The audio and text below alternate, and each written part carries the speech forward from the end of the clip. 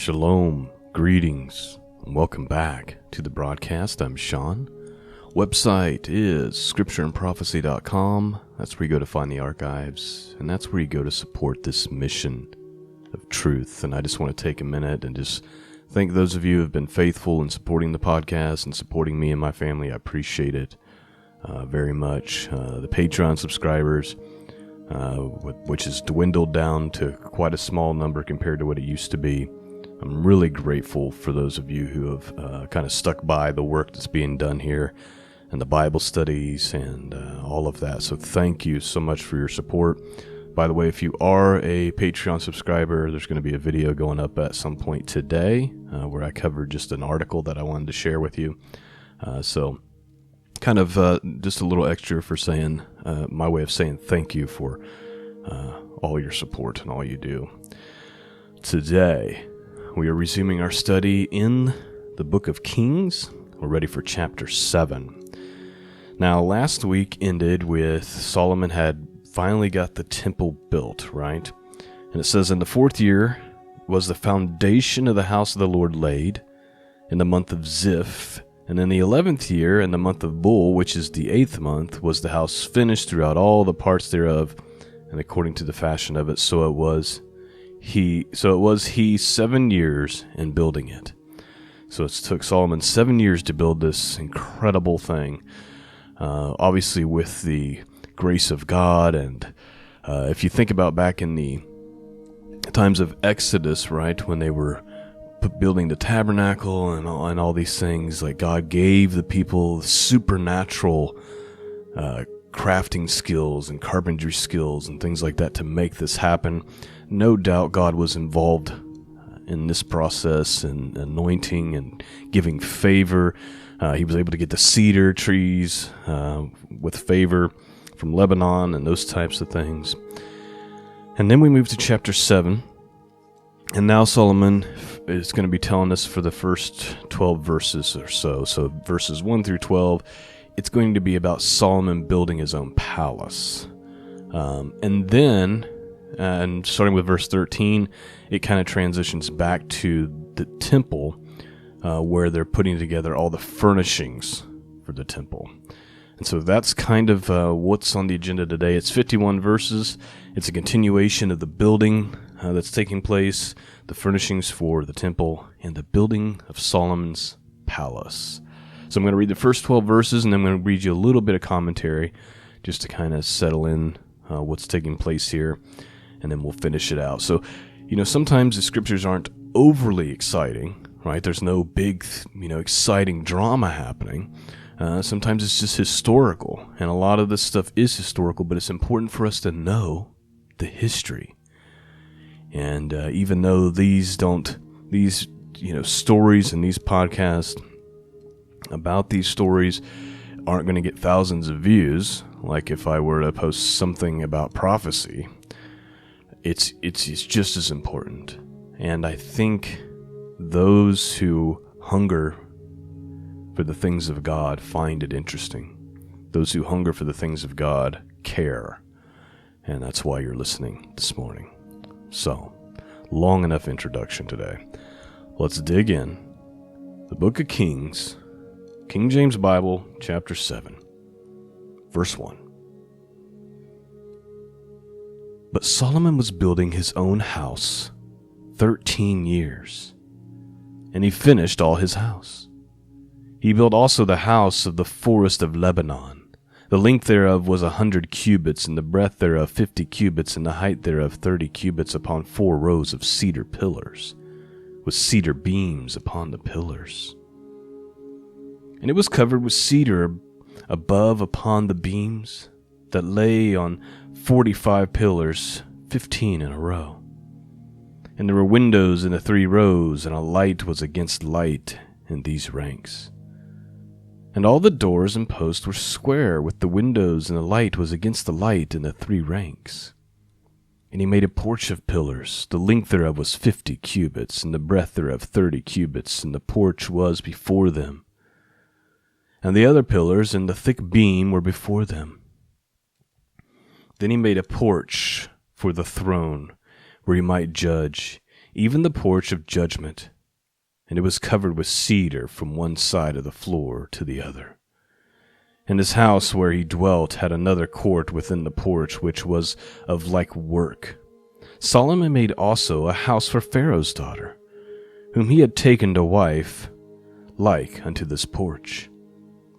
All these were of costly stones, according to the measure of hewed stones, sawed with saws within and without, even from the foundation unto the coping, and so on the outside towards the great court. And the foundation was of costly stones, even great stones, stones of 10 cubits, and stones of 8 cubits. And above were costly stones after the measures of hewed stones and cedars. And the great court round about was with 3 rows of hewed stones, and a row of cedar beams, both for the inner court of the house of the Lord, and for the porch of the house. All right, please note, that's the first 12 verses dealing with Solomon building his own palace. He also builds a house for his new wife, Pharaoh's daughter. And I'm trying to imagine what this looked like. I mean, you have this magnificent temple, which had to have been one of the most incredible things to set your eyes upon. Solomon's porch, Solomon's house, with all this cedar and these pillars of cedar. It was called the House of the Forest of Lebanon. I mean, it must have been some of the most beautiful architecture the world has ever seen. And we're talking like the pinnacle of Israel. They've got peace on every side. They've got wealth. They're powerful. It had to have just been an amazing, amazing time, especially if you were a Jew living in Israel.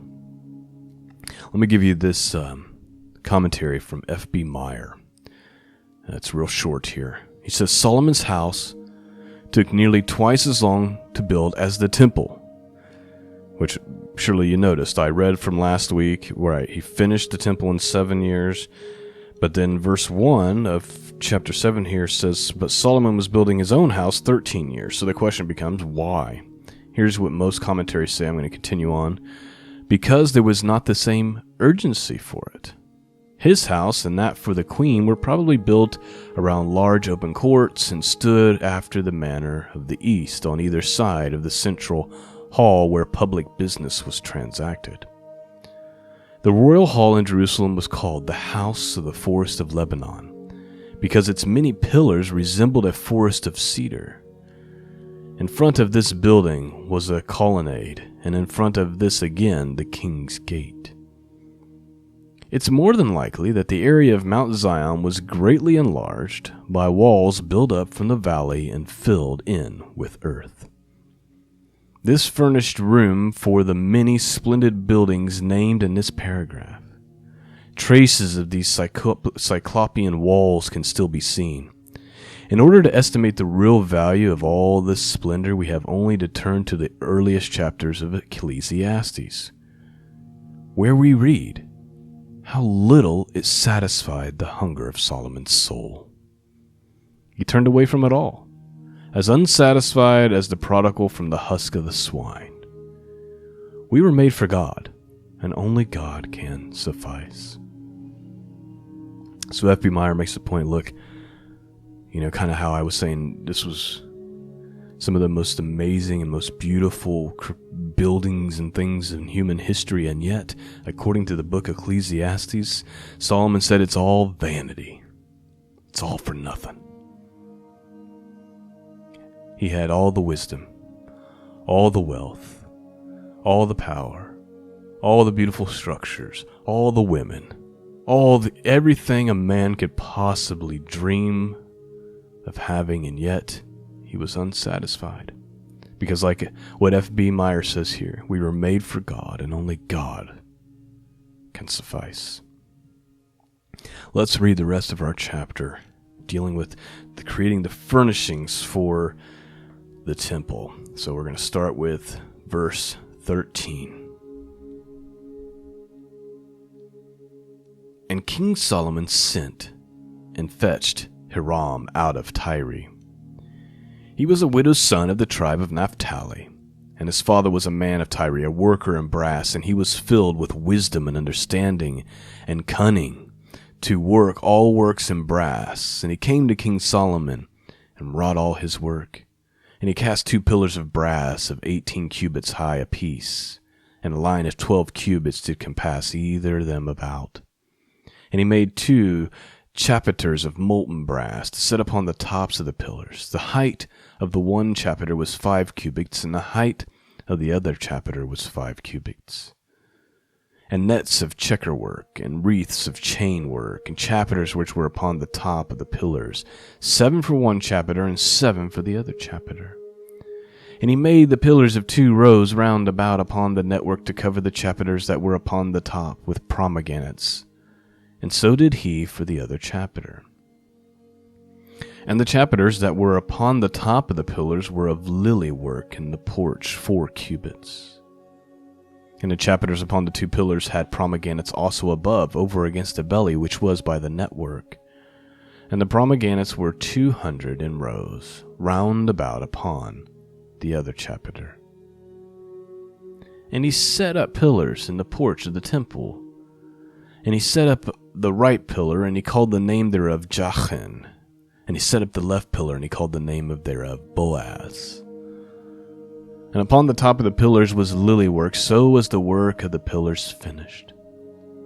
And he made a molten sea 10 cubits from the one brim to the other. It was round all about, and its height was 5 cubits, and a line of 30 cubits did compass it round about. And under the brim of it round about there were knops compassing it, 10 in cubit, compassing the sea round about. The knops were cast into 2 rows when it was cast. It stood upon 12 oxen, 3 looking toward the north, and 3 looking toward the west, and 3 looking toward the south, and 3 looking toward the east, and the sea was set above them all, and all their hindered parts were inward. And it was a handbreadth thick, and a brim thereof was wrought like the brim of a cup with flowers of lilies. It contained 2,000 baths. He made 10 bases of brass, 4 cubits was the length of one base, and 4 cubits the breadth thereof, and 3 cubits the height of it. And the work of the bases was on this manner. They had borders, and borders were between the ledges. And on the borders that were between the ledges were lions, oxen, cherubims. And upon the ledges there was a base above, and beneath the lions and oxen was certain additions made of thin work. And every base had 4 brazen wheels and plates of brass, and 4 corners thereof had unsetters. Under the laver were undersetters molten at the side of every addition. And the mouth of it within the chapiter and above was a cubit, but the mouth thereof was round, after the work of the base, and a cubit and a half. And also upon the mouth of it were gravings with their borders 4 square, not round. And under the borders were 4 wheels, and the axle trees, and the wheels were joined to the base, and the height of the wheel was a cubit and a half a cubit. And the work of the wheel was like the work of a chariot wheel. Their axle trees, and their naves, and their felloes, and their spokes were all molten. And there were 4 undersetters to 4 corners of one base, and the undersetters were of the very base itself. And the top of the base there was a round compass of a half of a cubit high, and on the top of the base the ledges there was, the borders thereof were of the same. For on the plates of ledges thereof, and on the borders thereof, he graved cherubims, lions, palm trees, according to the proportion of every one, and additions round about. After this manner he made the 10 bases of all them, had one casting, one measure, and one size. And then he made 10 lavers of brass. One laver contained 40 baths, and every laver was 4 cubits, and upon every one of the 10 bases 1 laver. And he put 5 bases on the right side of the house, and 5 on the left side of the house, and he set the sea on the right side of the house eastward against the south. And Hiram made the lavers and the shovels and the basins. So Hiram made an end of doing all the work. that he made King Solomon for the house of the Lord. The 2 pillars, the 2 bowls of chapiters that were on the top of the 2 pillars, and the 2 networks to cover the 2 bowls of the chapiters which were upon the top of the pillars. And 400 pomegranates for the 2 networks, even 2 rows of pomegranates for 1 network, to cover the 2 bowls of the chapiters that were upon the pillars. And 10 bases and 10 lavers and on the bases, and 1 sea, and 12 oxen under the sea. And the pots, the shovels, and the basins, and these vessels which Hiram made to King Solomon for the house of the Lord were of bright brass. And the plain of the Jordan did the king cast them in the clay ground between Succoth and Zarethan. And Solomon left all the vessels unweighed, because they were exceeding many. Neither was their weight of brass found out. And Solomon made all the vessels that pertained unto the house of the Lord, the altar of gold, the table of gold whereupon the showbread was, the candlesticks of pure gold, 5 on the right side, 5 on the left side, before the oracle, with the flowers and the lamps and the tongs of gold, and the bowls and the snuffers and the basins and the spoons and the censers of pure gold, and the hinges of gold, both of the doors and the inner house, the most holy place, and for the doors of the house, to wit, of the temple. So was ended all the work that King Solomon made for the house of the Lord. And Solomon brought in the things which David his father had dedicated. Even the silver and the gold and the vessels did he put among the treasures of the house of the Lord. And that, my friends, is the end of chapter 7 in the book of Kings. Must have been an amazing time. Amazing structures and amazing people. And it's unfortunate, right? Because the peak is here with Solomon. But after Solomon, it starts to go downhill, right? Seems to be the case with culture.